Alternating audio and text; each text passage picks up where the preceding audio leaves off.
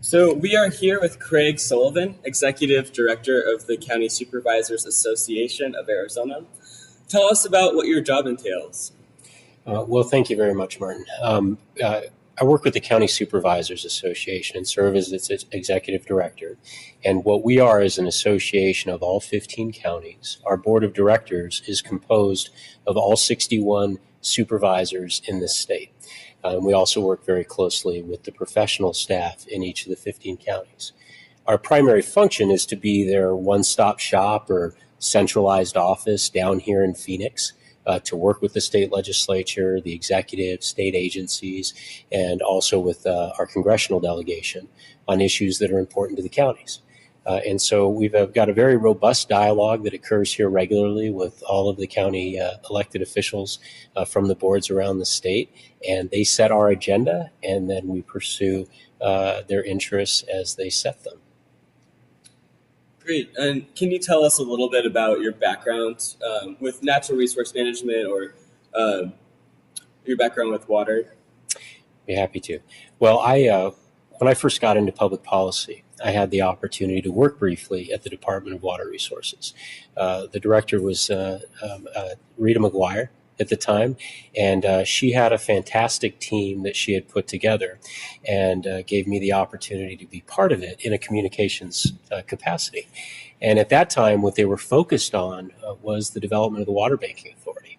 And so it was really exciting to be part of that lobbying effort, that education effort around such a meaningful piece of public policy as the water bank. And it was really at that time that I got the bug about natural resources in Arizona. Through that, I was able to learn about the law of the river and all the great work that had been done in this state over decades to secure our water future. It was incredibly impressive. And I think to me, it really underscored what public service is about.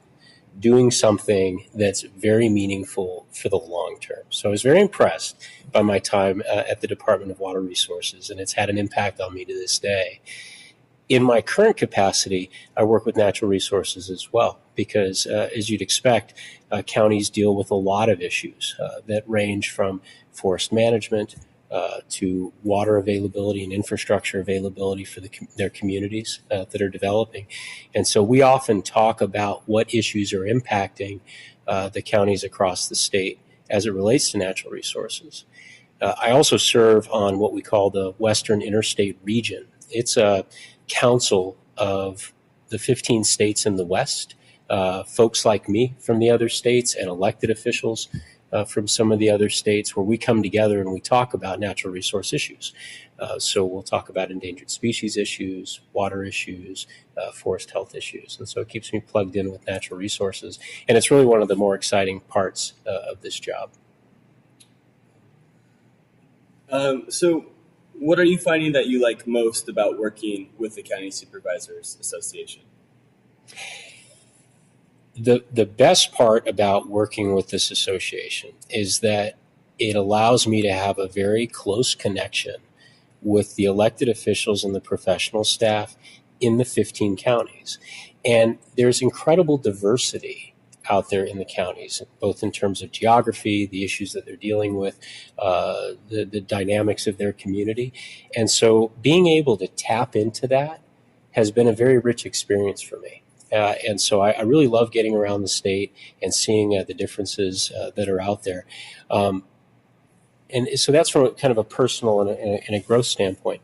But from a policy standpoint, what's really exciting about working with the counties is that the menu of policies is expansive. So we work with a whole array of critical public policies, public finance. We work with criminal justice, public health, natural resource issues, land use and planning issues that I mentioned earlier. And so I'm always learning. There's always something new. And the policies that we're engaged in with the counties are all critical, necessary, and very meaningful in their communities. So it looks like you have a really good sense of what's going on across the state at the county level and beyond. And how does this tie into your role with the Governor's Water Initiative? Well, first, I'm very grateful for the opportunity to serve on the Water Augmentation Council and to be involved in the whole planning effort, because I think it was a great thing for Governor Ducey to show leadership and vision by pulling it together, and I think it has great potential for success, so I'm excited to be involved in it. I think it's critical that the counties are very intricately linked with the council and with the planning process at DWR. Because many of the counties are in unregulated areas. And so the water issues that they're dealing with are coming to the forefront. They lack some of the tools that the other areas have. And so there's a lot of real concern out there about their water future and how they're able to deal with problems. And so by being closely linked with DWR and the governor's initiative, it helps us create a connection between the state level tools and state level leadership and the issues that are going on in the ground in the counties. And I think we will be able, through that process, to craft some solutions that will be meaningful going forward. Great. So augmenting the state's water supply is a big part of the governor's initiative. Do you have any thoughts on what it will take to get that job done meaningfully? Well, that's a big question, Martin, and it's a big task, but it's important, and it's where we, of course, need to go. I think that with any big policy, there has to be good information, clear public value, and I think that's definitely here. But then beyond that, it takes sustained leadership and a collaborative effort to accomplish any big policy goal. And I think the infrastructure is been developed around water policy through the governor's initiative.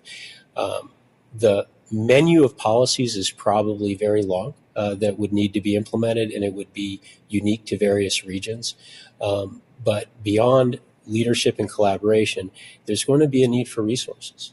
And I think particularly in the rural areas, there will be a need to look at how to develop the tools that local governments, local entities, perhaps the department can use to help manage their local water supplies, and then resources to invest in necessary infrastructure, depending on what the unique characteristics of a particular region may be.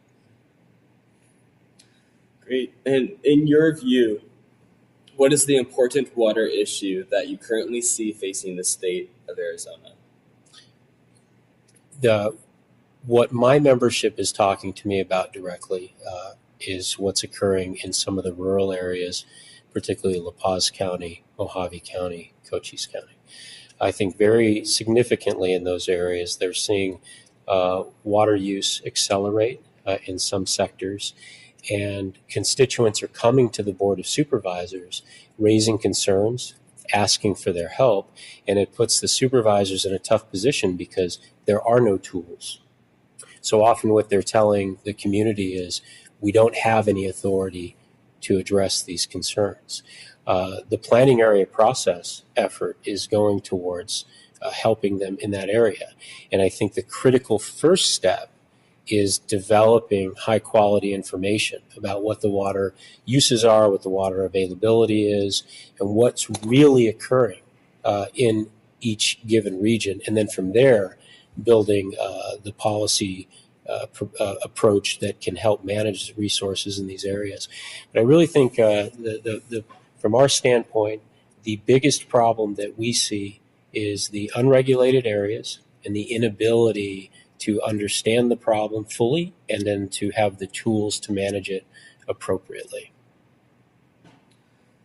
Great. And lastly, just for fun, if you could magically fix one water resources issue in Arizona right now, what would it be? And it sounds like you've already kind of touched on what that might be. But go ahead. Yeah, it would be to solve what's occurring in rural Arizona.